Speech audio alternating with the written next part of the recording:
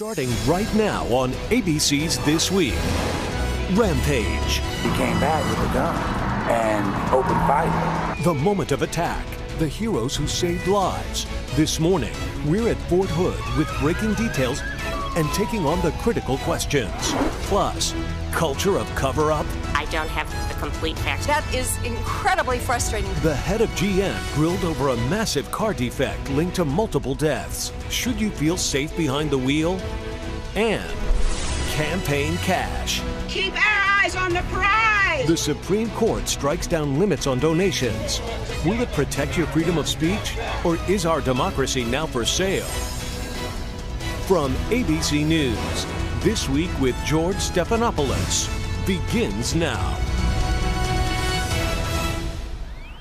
Good morning. I'm Martha Raddatz in Fort Hood, Texas, a tight-knit community reeling from another horrific mass shooting this week, the second in 5 years. We'll have complete coverage of the story here shortly, including the latest on the investigation. But first, as we come on the air, breaking news in the hunt to find that missing Malaysia Air 777. We're learning that an Australian ship may have heard the pingers from Flight 370's black boxes just hours ago. Just yesterday, the Chinese reported they too were investigating so-called acoustic events. It's a critical time in the search. The batteries powering those pingers could die today, 30 days after the plane disappeared. We have two reports this morning, beginning with Clayton Sandell in Australia. Clayton? Good morning, Martha. That's right. After that Chinese Navy ship reported hearing two pulse signals that are consistent with what you would expect to hear from an airplane's black boxes, the Australians wanted to send their own ship to check it out. It's called the Ocean Shield, and it's carrying underwater search gear that belongs to the U.S. Navy. But now that ship, which is 350 miles from the Chinese vessel, is staying in place because it has its own lead to chase. They've now heard a third mysterious underwater sound. Now, keep in mind, the Australians leading the search here say these are important and encouraging leads, but stress they cannot yet verify if any of these signals are connected in any way to Malaysia 370. There's another development this morning. The high-priority search area has shifted again. That's because of a new analysis of those last communications transmitted from the plane to a satellite, now suggesting the Boeing 777 was going faster than first thought. That would put it going into the ocean very near where the Chinese picked up their signal. Now a British ship is expected to arrive on the scene early Monday to help determine if this is something or just another false lead. But right now, it is the most promising lead in this search that has now stretched nearly a month. Martha?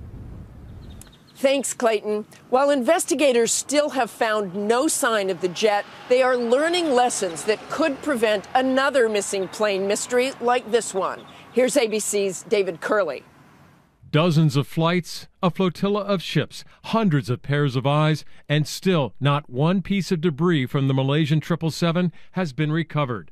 Still, the mystery of Flight 370 is already providing lessons. The most obvious, how in 2014 can we not know where a jetliner is? And in a world where our every move seems to be tracked, we cannot let another aircraft simply disappear. So, lesson number one, keeping track of aircraft. Should we install GPS transmitters in all commercial aircraft, which would transmit to a satellite where they are every few minutes? I think this is just unacceptable. The fact that, you have GPS in a subcompact car on the highway and not on board a commercial aircraft with 300 people. A delayed FAA Next Generation Air Traffic Control System would include GPS transmissions, but this morning, the Airline Pilots Association is saying it is time now for GPS. I really do think, given the galvanizing reality that we have lost an airplane and we have no idea where it is, we really do have to retrofit the fleet. Lesson 2. What about those black boxes? This morning, the batteries in those pingers will start fading. Some suggest instead of just keeping all the data on the boxes in the aircraft, why not stream or burst the data to satellites on the aircraft's performance as well? In many cases, the boxes are not recovered, or when they are recovered, they're damaged beyond any repair. But broadband streaming to a satellite is not cheap. We don't have enough satellites up there to be able to take the huge amount of bandwidth. We have 93,000 flights per day, and even if you just cut that in half, that is a tremendous amount of data. Lesson 3, who's in charge? Currently, the country where the flight crashes, or the flight operator if it's in international waters, heads the investigation.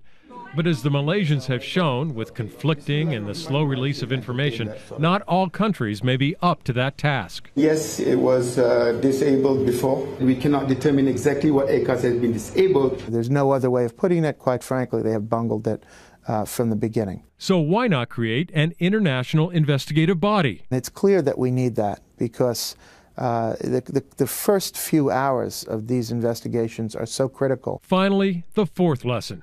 Some airlines still appear unskilled at family relations. Chinese relatives of those on board have wailed and protested, then learned their loved ones were lost in a text message. When families are aggrieved and there's a loss of a loved one or loved ones, you can't leave this to chance. You can't make it up as you go along. Just 4 lessons, with so many more in those black boxes on the bottom of the Indian Ocean as their locator signals start to fade. For This Week, David Kerley, ABC News, Washington.